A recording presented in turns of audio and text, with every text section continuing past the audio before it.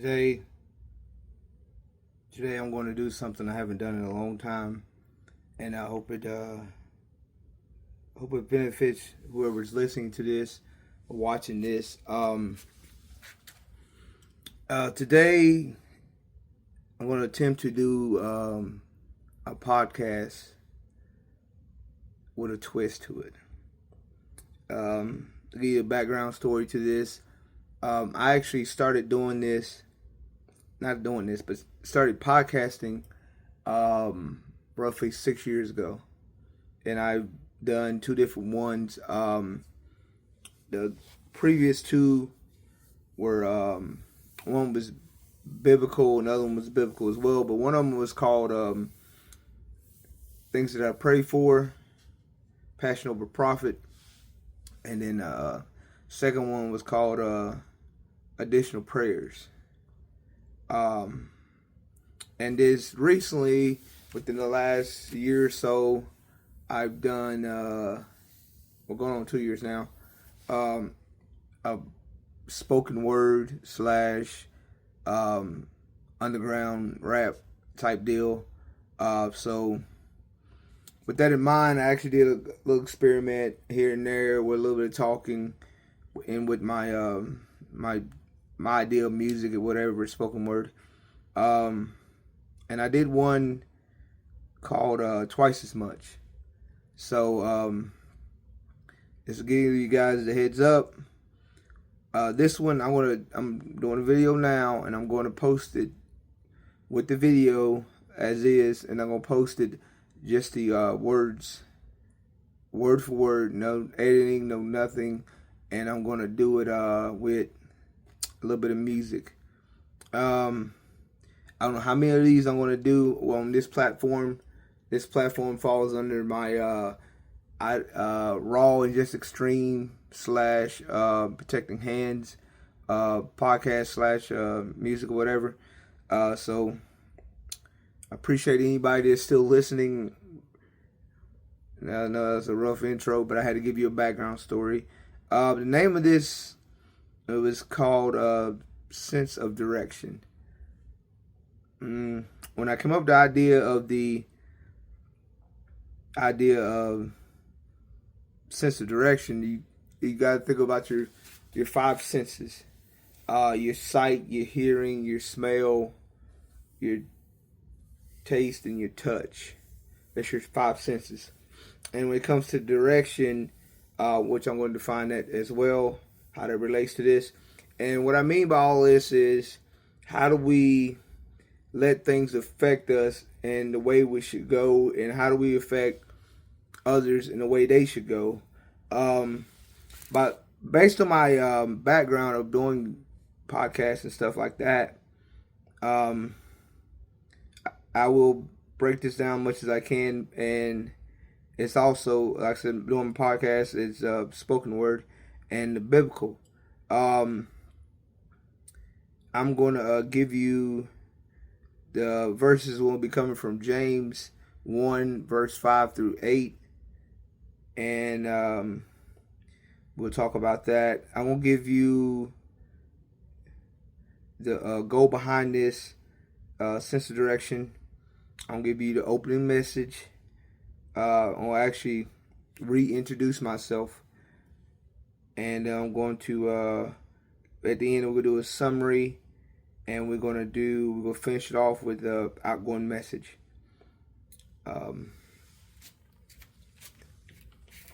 So here we go. Like I said, it's been a while, but bear with me. When it comes to your five senses, like I said, sight. Sight, it is a sensation. Hearing is what things that are you produce through your hearing, or you hear things coming, being surrounded through things. Smell is you get a result from other things. You smell it, inhale it. Taste, you can taste the idea of the concept of something. The touch falls under this a function of the mind. When You got your mind. You got to have a good sense of idea what you're actually doing. It can be under mental realization, and can also fall under a meaning of intelligence. When it comes to direction is along which anything faces. We all face different directions. It could be towards a point, guidance for making something. It could just be a command or supervision. It is the technique or the business of something. It indicates in the proper tempo. It is the orientation towards a goal. So there you go. Simple breakdown of how your sense of direction is. The goal behind this sense of direction is putting together ideas to promote benefits, growth, and sense of direction. The opening message is sharing my passion for podcasting while including how every brainstorm leads to powerful connections. Having knowledge and the correct frame of mind helps in developing and advancement. Unlike other podcasts you may have listened to in the past, I'm planning to captivate your imagination. One thing I want you to keep in mind about this episode, if I go on to do more, is these are the chronicles told by a scorned narrator. Sense of direction. Once again, the verses are coming from James 1, verse 5 through 8. It reads, "If any of you lack wisdom, let him ask of God, that giveth to all men liberty and upbraideth not, and it shall be given him." Verse 6 says, "But let him ask in faith, nothing wavering. For he that waveth is like a wave of the sea, driven with the wind and tossed." Verse 7 says, "For let not that man think that he shall receive anything of the Lord." Verse 8 finishes with, "A double-minded man is unstable and in all his ways." I was reading of James 1, verse 5 through 8. Just like always, when I read anything when it comes biblical, it comes from the King James Version of the Bible. Feel free to grab a copy, whatever you should care to read. But that's what I get my scripture from. To try to break this down, just like the idea of this sense of direction, is let you know. It says, "If any man lacks wisdom, let him ask of God." That's where you can. You want to gain something, and that's where you should go to. And go right along with the goal behind this, putting together ideas to promote benefits and growth and sense of direction. Same difference.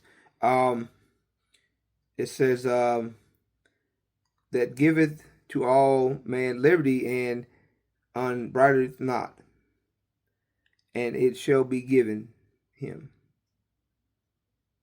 What that means, the idea of that is, if you ask, he give us all choices, and if you choose to allow him to be the one to give it to you, let him be the one to guide you, you shall receive it.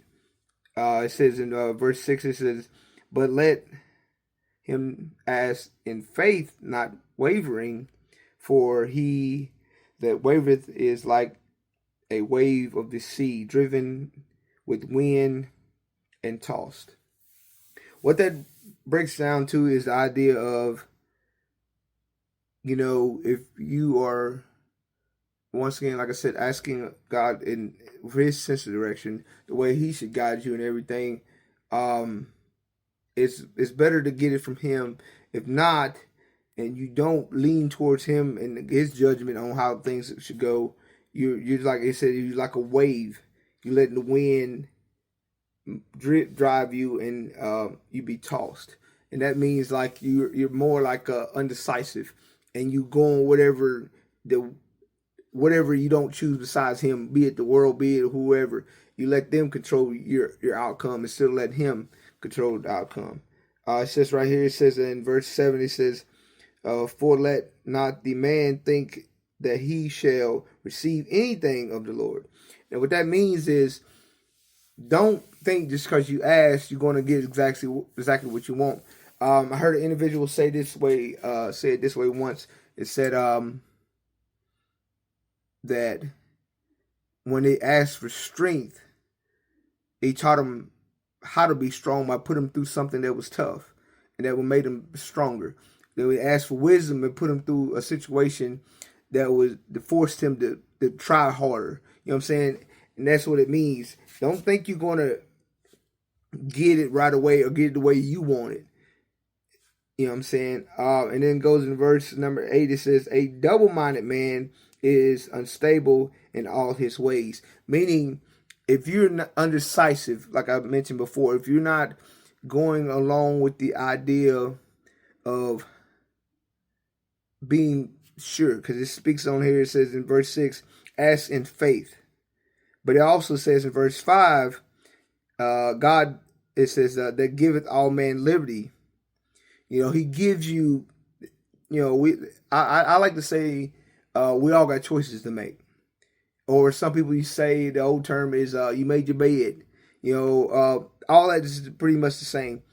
But, and another thing I used to, if you've been in the South or been to a Southern church, you hear say, but any church, I don't know about up north that much because I haven't been up north in a while, but down here in the South, they say the idea of, it's in God's timing, and that's true. All this is based on that. And all you're doing is asking for the sense of direction. You're asking for help and waiting on Him to do it the way He wants. And as long as you let Him lead you and guide you, it will be in the idea of how it should be based on what you need to grow and based on if it affects your like I said, back to the senses. If it needs to be in the idea of just help you see better sight, if it helps you hear better. When I say hear, is the understanding better, getting knowledge in through and it's soaking in your brain, so to speak. When it comes to the smell, it's like how smell fall in the idea of learning things. I tell you, for instance, take a situation like this, my house. I'm for ones that are new to listening to me, this is my basement. And this house, this structure actually was burned down. It's been rebuilt. So, and the lesson I've learned is the idea of how to react towards the smell of fire. That helps me grow in the movement and know how to react in situations. It goes to the idea of taste. And that can fall under different categories when it comes to taste. It can be, like I said, the condition of something. And taste, an idea of not actually tasting it to your tongue, but the taste of the situation, of better judgment, so to speak. Have a better taste and judgment, if that makes sense. When it comes to touch, once again, touch falls under the function of the mind. It is the mental realization. It is the meaning of intelligence. You know what I'm saying? You can touch things and learning that. That's the thing. Like where I'm from, I can only speak for my life experiences, but I had this thing when a kid touches something, like, oh, that's hot. They learn, not to do that no more. You know what I'm saying? That sense of touch, like you learn what the limits are when it comes to things, if that makes sense. And that's pretty much it, man. I don't know how to break it down any shorter than that, but I hope you guys enjoy that. Now it goes on to the summary. The summary is this misrepresentation versus being truthful and just two examples that we face. The effectiveness to paying close attention boosts your guard from attacks or invasions. Simple as that. So I'm going to read that again. Misrepresentation versus being truthful are just two examples that we face. Because that's what it was saying about the double-minded, saying about the individual letting the wave control them. That's misrepresentation. That's not God's way. That's the way you won't let somebody else dictate the way you go, or a different situation dictate, or you're not certain on when it said about the faith. That's misrepresentation. And it goes on to say versus being truthful. And that's with the faith. You're asking God. You go not just asking, but you're being faithful and just to whatever his result is going to be, whatever the lesson is going to be. And it said the effectiveness to paying close attention boosts your guard from attacks or invasions. And that's very simple because it says right here, he said in verse 7, for let not that man think that he shall receive anything of the Lord. You don't have to get anything. He don't have to help you with anything. You know what I'm saying? He don't have to, even if you do ask. So, but you got to pay attention to what he gives you. One of the best advice someone gave me when I was started going to the VA, I remember this guy's face, don't know his name, but I always remember he told me. And I told many people, and I said many times on my previous podcast, get in the boat. He told me the story behind it. If you don't know, just DM me or whatever, and I'll tell you the story behind it. But I've never forgot that, and I always try to keep my mindset on that. Get in the boat, and that's simply not going into the story, but it simply means when help is there, accept the help. Like my mom used to tell me and my siblings, is something given openly, honestly, take it. And that means openly, meaning they're willing to give to you. Honestly, meaning coming from a good place, and you take it. You know what I'm saying? So that's what it's like, paying close attention. It boosts your guard from attacks or invasions. The outgoing message. The outgoing message is as a race of people, we must concern. Good pause. This is live, so I'm gonna read it again. As a race of people, we must consider how our sense can determine or create an ability in our eternity. Our inner compass should be aligned with our Father above. Disappointing him should not be a thought. Fortunately, we are given the right to choose. I want to thank everybody that is stay long. This podcast, we're going on 19 minutes and some change. I'm going to push it right at 20. I want to thank everybody. I've got multiple podcasts, multiple life examples, be it my music, be it my other old podcasts and everything like that. And I want to thank everybody. Like I used to close my old one out, from my house to yours. Thank you.